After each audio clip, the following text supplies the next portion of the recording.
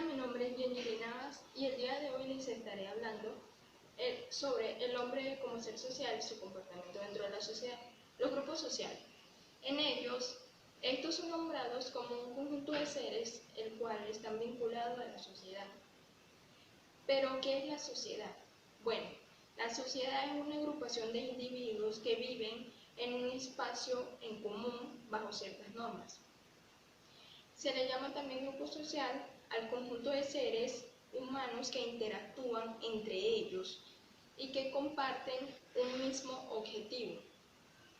Por lo general, los integrantes de dicho grupo social tienen algo en común que los influye a cumplir un determinado rol en la sociedad.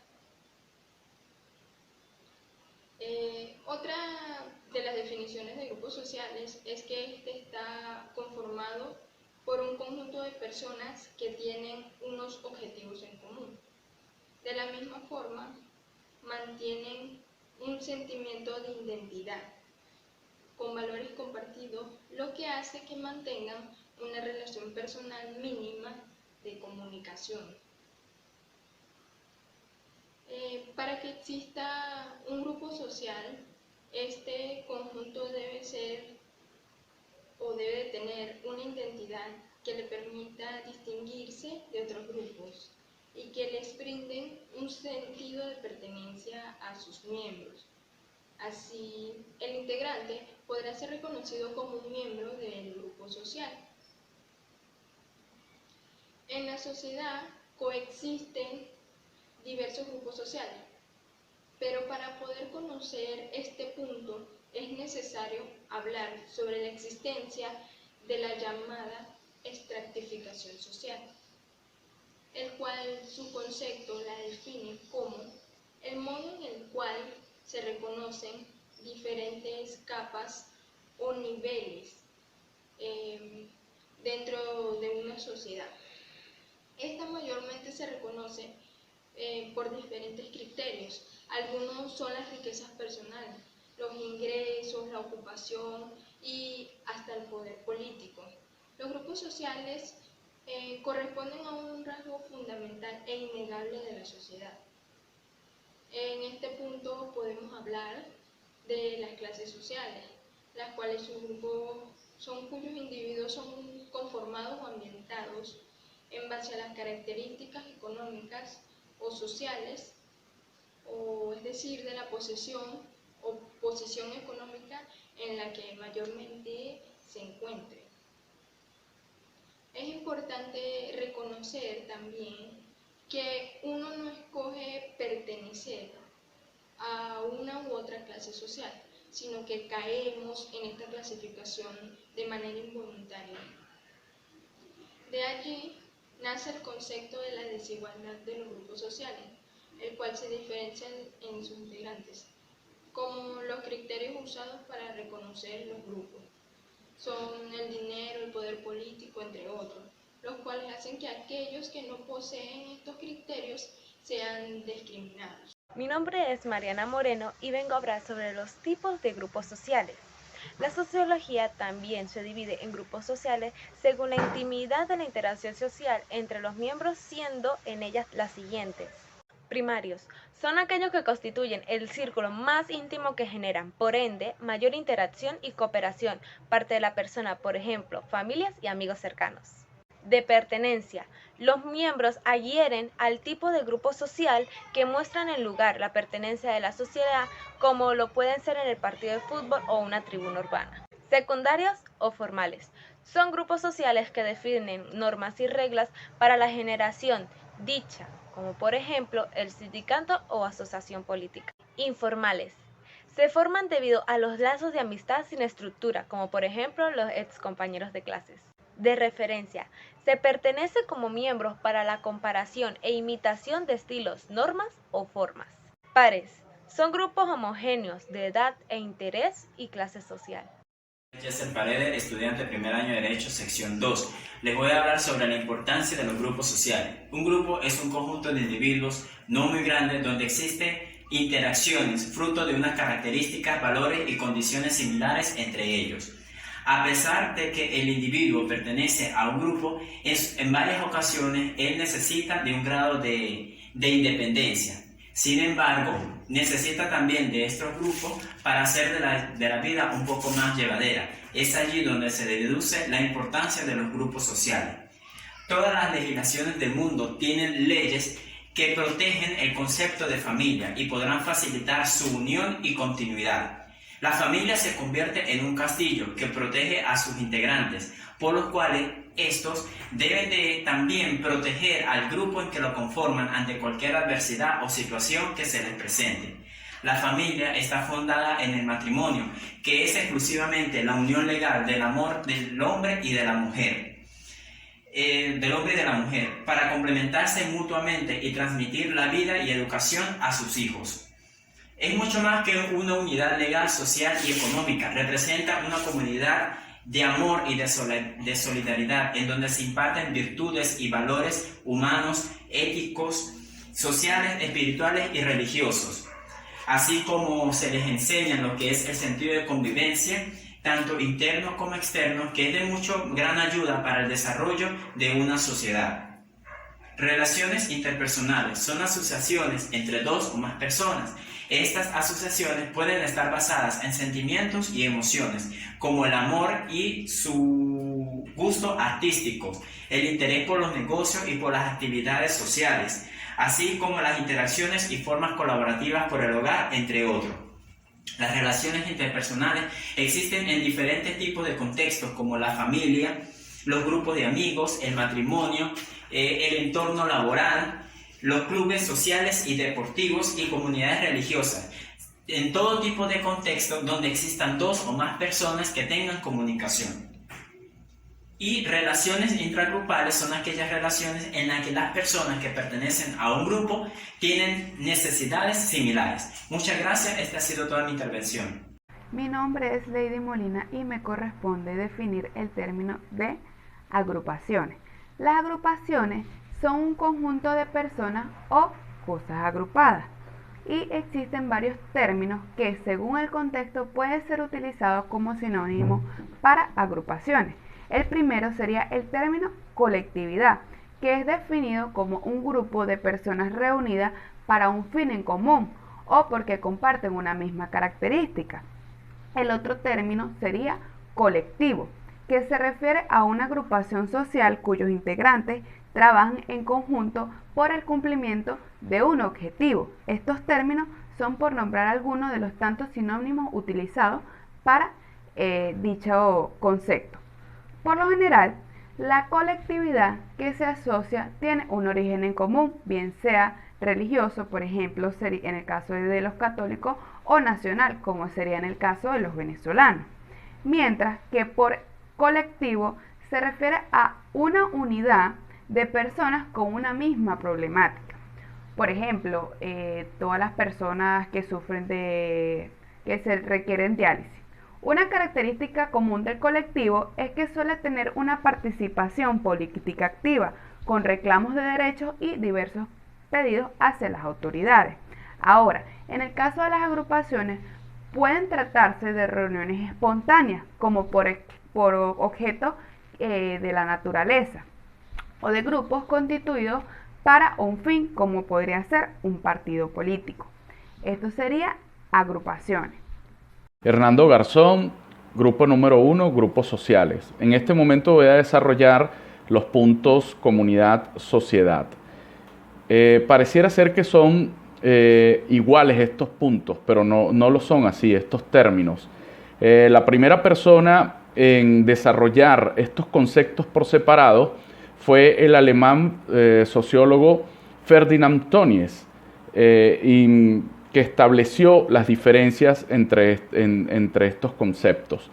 Para Alvarado Daniel en 2010 plantea que la comunidad aparece antes que la sociedad, es decir, es mucho más antigua. Es una primera instancia de organización social y es donde se desarrolla la vida social de la persona como tal.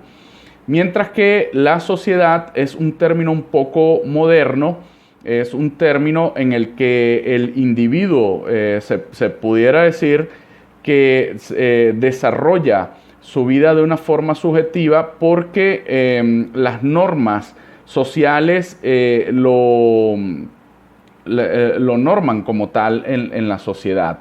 Entonces, en el concepto de comunidad, que es más antiguo, la persona puede aflorar sus sentimientos y se desarrolla en un ámbito un poco más espontáneo, como en el grupo, en el caso de las familias, y en la sociedad, como en el caso del trabajo, de los estudios o en otros ámbitos sociales que se desarrolla, está un poco más normado por las normas éticas de la sociedad como tal.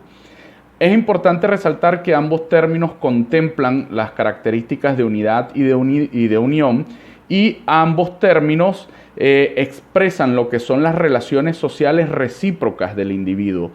Es importante también resaltar que el ser humano es un individuo social, que le gusta compartir, que le gusta estar en grupos sociales y por lo tanto es importante resaltar estos dos conceptos y ubicar los términos de cada uno para poder tener una mejor comprensión del desarrollo de la persona tanto en comunidad como en sociedad. Las agrupaciones. Existen distintos tipos de agrupaciones. La familia y los partidos políticos son dos grandes ejemplos que se le dan a los grupos sociales, ya que en ambos casos, más allá de sus diferencias, hay integrantes que interactúan de manera sostenida en el tiempo, asimismo manteniendo una cierta independencia y persiguen un mismo objetivo. Otros grandes ejemplos de agrupaciones sociales son la formal, que es definida por la empresa a la que pertenezca; la informal, que son alianzas que se crean por las relaciones; la demanda, que son las personas que toman decisiones; la de amistad, son las personas que se reúnen para convivir como un fin; de interés, son un conjunto de personas que se reúnen formalmente para compartir un interés en común. Y así se encuentran otras más agrupaciones bajo o en cuanto al grupo social. Gracias. Relaciones intergrupales son las que se establecen entre individuos o grupos en su conjunto en función a lo que pertenece y ha identificado en esos grupos. Según Cherif, tiene por lo general una gran visualidad, ya que a menudo son objetivos de interés por parte de los medios de comunicación. La cohesión grupal está definido como la capacidad de unión que tiene en cuenta un grupo determinado. Por lo general, se utiliza el término de cohesión grupal cuando se habla de un grupo de personas que deben estar unidas para conseguir un mismo objetivo, como por ejemplo un equipo de trabajo en una empresa que está trabajando para un proyecto, o en el caso particular de la evaluación que estamos realizando a cabo, un grupo de estudiantes que se reúne para cumplir un objetivo final, que sería el de entregar la asignación de la cátedra de sociología. Ahora, el grado de cohesión grupal puede variar mucho dependiendo entre unos grupos y otros grupos, ya que no todos los grupos son iguales ni tienen el mismo fin. No es lo mismo un grupo de, por ejemplo, un grupo político o un grupo de compañeros de trabajo o un grupo de compañeros de estudio a un grupo, por ejemplo, de personas que se realiza en apoyo a personas que sufren de depresión, que sufren de alguna adicción, porque todo varía de la cohesión grupal varía según la dinámica que sigue cada grupo y el contenido o las actividades que se realicen en ese grupo. Por eso es que la cohesión grupal en todos los grupos nunca va a ser igual, siempre va a variar porque depende de diferentes factores. Muchas gracias. Liderazgo. Del liderazgo hay muchos estudios, muchas definiciones, varias teorías sobre el liderazgo.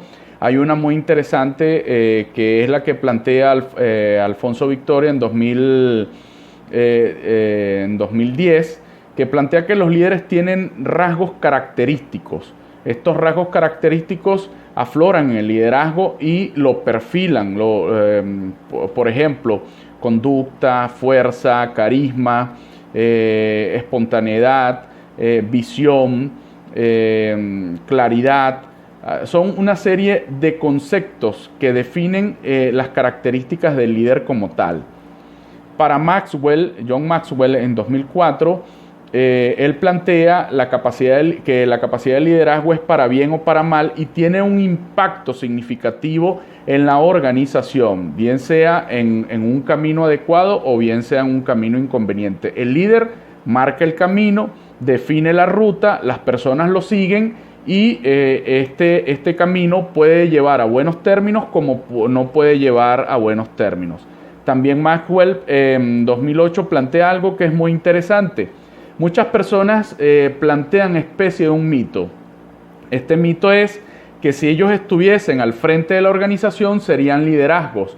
Y no es así. Maxwell plantea que el líder puede estar en la cima de la organización, en el medio de la organización o en la base de la organización. Él lo define como un liderazgo de 360 grados, que el líder puede trabajar y puede influir en la organización y a los seguidores desde cualquier área en la que él esté, es decir, el líder, y puede ayudar a crecer a las demás personas en la organización, puede ayudar a hacer operativa los trabajos de la organización o puede ayudar a consolidar los liderazgos que están iniciando. En este sentido, no es necesario estar en la cima de la organización. Lo que se necesita es que el líder entienda que debe contribuir al crecimiento de la institución como tal y que debe hacer sus mayores aportes para que la institución prevalezca y siga adelante y logre sus objetivos como tal. Buenas tardes, mi nombre es Liceín Triago, soy integrante del equipo número 1 de los grupos sociales del subproyecto Sociología. Mi punto a exponer el día de hoy se trata acerca de los movimientos cooperativos. El movimiento cooperativo, cooperativismo o movimientos de cooperativa es el movimiento social o doctrina que determina la cooperación de sus integrantes en el rango económico y social como medio para lograr que los productores y consumidores integrados en asociaciones voluntarias denominadas cooperativas obtengan un beneficio mayor para la satisfacción de sus necesidades. Está representada a una escala mundial a través de la Alianza Cooperativa Internacional. ¿Pero qué es la Alianza Cooperativa Internacional? Esta une, representa y sirve a las cooperativas en todo el mundo. Se fundó en 1895 con el fin de promover el modelo cooperativo. Es una de las organizaciones no gubernamentales más antiguas y una de las entidades más grandes según el número que la representa. Al día de hoy se puede decir que los miembros de la cooperativa representan al menos el 12% de la humanidad. Como empresas, basamentos legales, pero esta se basa en tres fuentes, lo que son la Constitución de la República Bolivariana de Venezuela, la Ley Especial de Asociaciones Cooperativas y las providencias administrativas emitidas por la Superintendencia Nacional de Cooperativas, lo que se le llama SUNACOP. Cuando hablamos acerca de la Constitución de la República Bolivariana de Venezuela, nosotros nos indica o establece que el Estado venezolano democrático de derecho y justicia social, en donde se fundamenta la promoción, el desarrollo y consolidación de forma organizacional, social, como son las cooperativas. Pero también la Constitución de la República Bolivariana de Venezuela de 1999, en el artículo número 2, nos da una definición en donde nos establece que son asociaciones abiertas y flexibles de hecho y de derecho cooperativo, de la economía social y participativa, autónomas de personas que se unen mediante un proceso y acuerdo voluntario para hacer frente a sus necesidades, aspiraciones económicas y sociales y culturales, para generar bienestar integral, colectivo y personal, por medio del proceso y empresas de propiedad colectiva, democráticamente.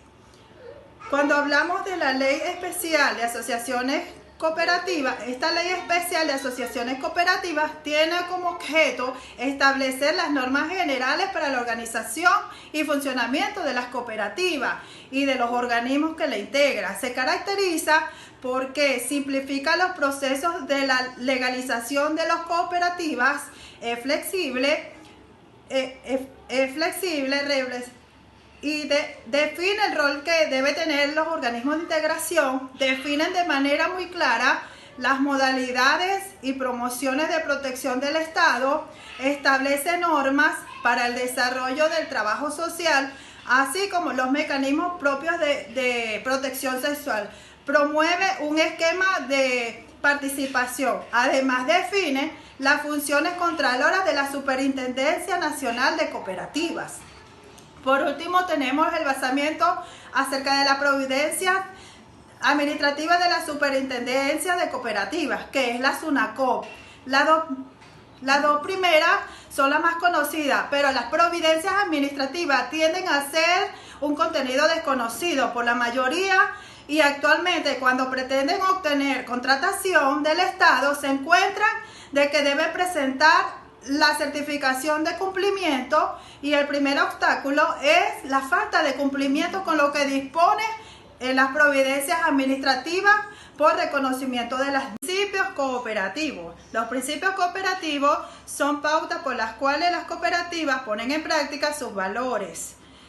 Estos principios son los siguientes. Primero, la adhesión voluntaria y abierta de sus socios, que garantizan la libertad de entrada y salida de las cooperativas. Es el principio de la puerta siempre abierta, sin discriminación social, política, religiosa, étnica o de sexo. El segundo principio se relaciona con la gestión democrática de los socios. Bajo el principio de una persona, un voto. A diferencia de las sociedades capitalistas, lo relevante no es el capital y por tanto cada persona representa un voto, no en función del número de acciones como en las sociedades anónimas. El tercer principio, la participación económica de los socios, determina que los beneficios cooperativos se distribuyen en función de la actividad que realiza cada socio en la cooperativa y no en función del capital aportado. Así se evita el enriquecimiento personal de uno sobre otro. Cuarto principio, la educación, formación e información como obligaciones que la cooperativa tiene con sus socios o asalariados, así como el fomento del cooperativismo.